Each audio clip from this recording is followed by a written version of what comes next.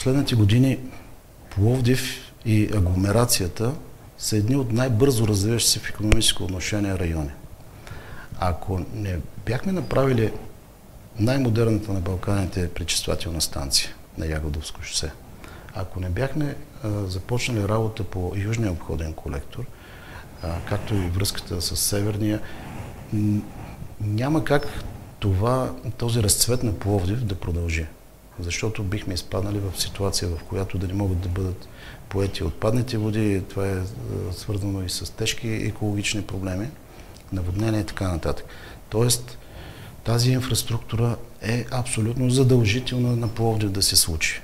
Разбирам неудобството на хората. Аз пак ще го повторя, но почти всеки ден деня ме е минавал с по няколко часа на Хаджи Димитър или от северната страна на ремонтите. Постоянно в диалог с изпълнителите. Съжалявам за неудобството на хората, но пак казвам, до една година това всичко ще бъде забравено.